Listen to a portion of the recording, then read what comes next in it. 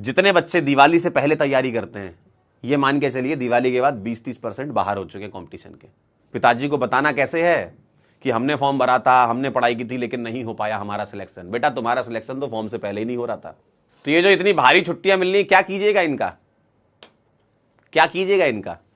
इन दिवाली की छुट्टियों में मास्टर सुनो, ये दिवाली रिवीजन वाली, तो इसमें आपको रिवाइज करना है, ठीक है।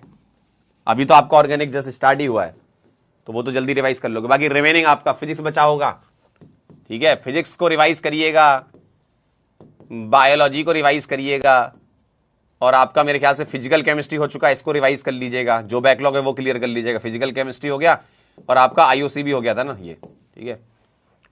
और ओसी को तो एक आध दिन लगाएंगे तो रिवीजन हो जाएगा, ठीक है। तो जो भी है रिवीजन, बैकलॉग क्लियर करना है, ठीक है। और इससे अच्छा मौका कभी नहीं मिलेगा, मैं सही बता रहा हूं। पूरे सेशन में इससे अच्छा मौका आपको नहीं मिलने वाला है। पूरे सेशन में इससे अच्छा मौका आपको नहीं मिलने वाला है। जितना भी पुराना पाप है, जितने भी आपने पुराने पाप किए हैं ना पढ़ के, उसको एक सुधारने का समय है। और अगर ये ब्यूटीफुल टाइम अगर आपने मिस कर दिया ना, तो आगे कभी ऐसा होगा ही नहीं। अब तो सीधे पेपर ही आएगा, फिर अब छुट्टी उट्टी नहीं होगी, ठीक है। तो इसलिए अच्छे से प्लान करिए अपना डे।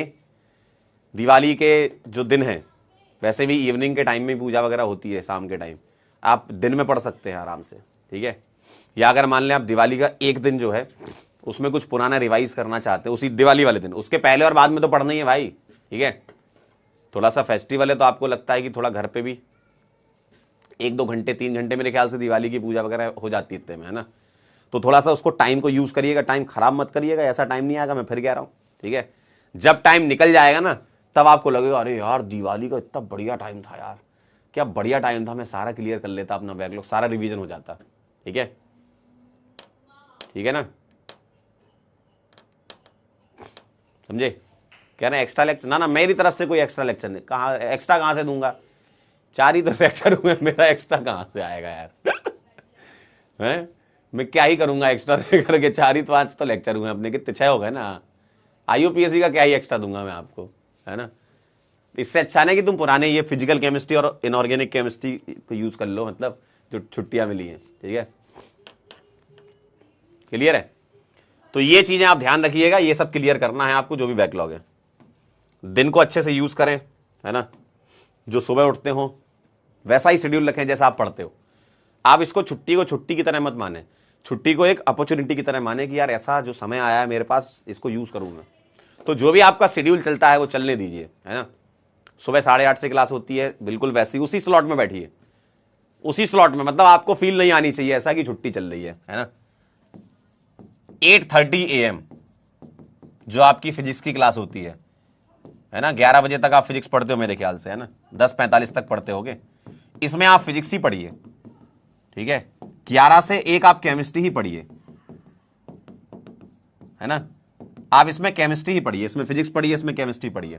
केमिस्ट्री में कौन सी? फिजिकल और इनऑर्गेनिक, है ना। और इसमें बायोलॉजी ही पढ़िए। आपका शेड्यूल वैसा ही रहना चाहिए, है ना, ताकि आप जब वापस आए तो आपको अजीब ना लगे। क्योंकि होता है ऐसा, दिवाली की छुट्टियों के बाद, ये कब तक होती है क्लास आपकी? 1:45 से 1:15 से कब तक होती है ये? 1:15 से होती है ना आपकी क्लास, है 3 बजे तक होती है क्या? जब भी होती है, जितनी बजे तक होती है। तो इसमें आप बायोलॉजी पढ़िए, है ना।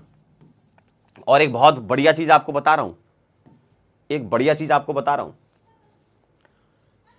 जितने बच्चे दिवाली से पहले तैयारी करते हैं, ये मान के चलिए दिवाली के बाद 20-30% बाहर हो चुके हैं कंपटीशन के। तो आपके पास ये भी एक अपॉर्चुनिटी है। आप उनमें शामिल मत हो जाना कि बाहर हो गए, आप टिके रहोगे। 3:30-3 बजे तक होती है ना, ठीक है।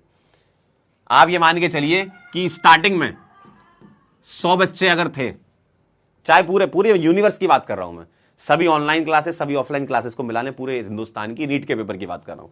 नीट के पेपर में अगर 100 बच्चा बैठा, मतलब 100 बच्चा स्टार्ट किया, यहां से स्टार्टिंग में मानना है ना, एक डेटा ऐसी 100 लेके समझा रहा हूं। 100 स्टार्ट किया था, तो वैसे भी वो 60 ऑलरेडी हो चुका है, 40 बाहर हो गया भाई।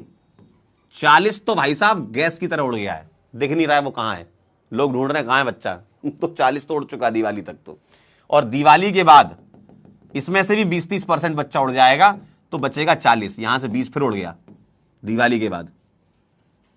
तो जो कंपटीशन तुम्हें, फॉर्म सब भरेगा, अभी फॉर्म निकलने दो, फॉर्म सब भरेगा, स्ट्रेटजी सब देखेगा, है ना, वन शॉट की डिमांड करेगा, वो सब करेगा। ये 100 बच्चा पूरा डिमांड करता है, लेकिन ये बाहर है, उसको पता भी नहीं है ना। तो असली कंपटीशन जो बचा है, जिन बच्चों के बीच में लड़ाई है कट ऑफ वाली, वो तो ये है भाई। किसी के 100-200 नंबर भी तो आते हैं, नीट में नहीं सुने आपने, वो यही तो होते हैं जो मक्कारी करते हैं, जो नहीं पढ़ते हैं वही तो बाहर हो जाते हैं।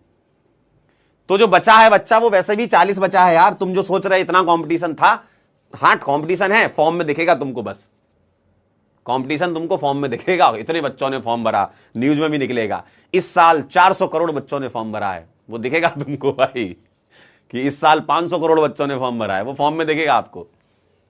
लेकिन सच में जो बच्चा जो बैठ रहा है वहां पर, जिसका सिलेक्शन होना था, उनमें कंपटीशन 40% बचे हैं, ठीक है। जो कि अभी भी देखना, अभी दिवाली का बता रहा हूं मैं, दिसंबर के बाद तो ये और हो जाएगा, 30% दिखेगा सब जगह बच्चा। यूट्यूब पे तो भर भर के दिखेगा, ऐसा लगेगा कि भाई साहब इससे ज्यादा तो बच्चा ही नहीं बैठता किसी पेपर में। लेकिन रियलिटी यही है कि वो 40% था, बाकी तो बस चल रहा है। फॉर्म भी तो भरना है, पिताजी को बताना कैसे है कि हमने फॉर्म भरा था, हमने पढ़ाई की थी, लेकिन नहीं हो पाया हमारा सिलेक्शन। बेटा तुम्हारा सिलेक्शन तो फॉर्म से पहले ही नहीं हो रहा था। फॉर्म तो तुम इसलिए भर रहे हो ना, ताकि घर वालों को पता चल जाए, दिखाना है ना, पेपर जा रहे हो देखने, बैठना भी तो है पेपर में। लोगों को कैसे लगेगा कि तुमने साल भर पढ़ाया, कि अगर अभी से तुम्हारी सच्चाई लोगों को पता चल गई तो लोग तुमको 100 गालियां सुनाना चालू नहीं कर देंगे। तो इंसान क्या है, अपने बचने के तरीके ढूंढता है ना। इंसान बड़ा खतरनाक है, अपने बचने के तरीके ढूंढता है। पढ़ाई नहीं करना, उसको पढ़ना नहीं है कि पढ़ के कम से कम जो मैं बाहर जा रहा था इसके अंदर आ पाऊं, पढ़ना नहीं है, बस बकवास करनी है, ठीक है। तो जो पढ़ रहे हैं, ईमानदारी से पढ़ रहे हैं, वो ये वाले बच्चे हैं, और ये भी धीमे धीमे कम हो जाएंगे, ठीक है। चलिए, थैंक यू सो मच, बहुत बहुत धन्यवाद। और जाते जाते आपके